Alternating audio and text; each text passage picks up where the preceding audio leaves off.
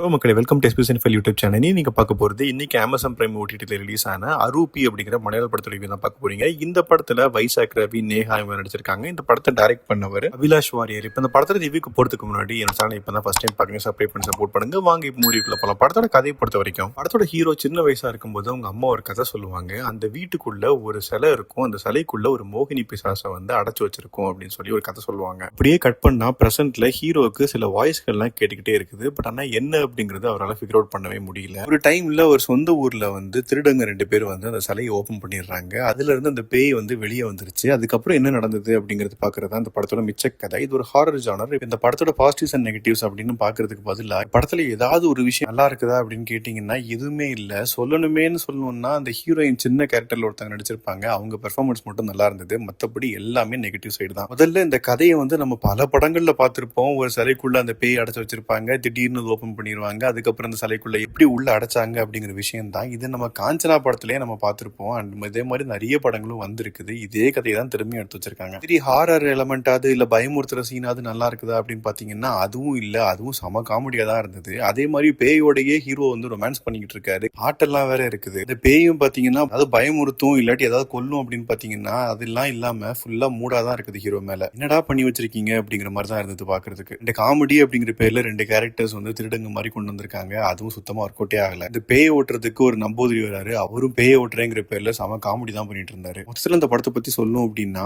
பேய் படம் அப்படின்னு ஒரு பேர்ல ஒரு கன்றாவியான படம் எடுத்து வச்சிருக்காங்க. இது கண்டிப்பா ஃபேமிலியோடய நீங்க பார்க்க முடியாது, மொத்தத்துல பார்க்கவே முடியாது. இப்படி என்னதான் இருக்கு அப்படின்னு நீங்க நினைச்சீங்கன்னா அமேசான் பிரைம்ல தமிழ்ல இருக்குது. நீங்க பார்த்துட்டீங்கன்னா உங்க ஒப்பீனியன் என்ன அப்படிங்கறத கமெண்ட் செக்ஷன்ல சொல்லுங்க. அடுத்த ரிவ்யூல சந்திக்கிறேன். Bye, take care.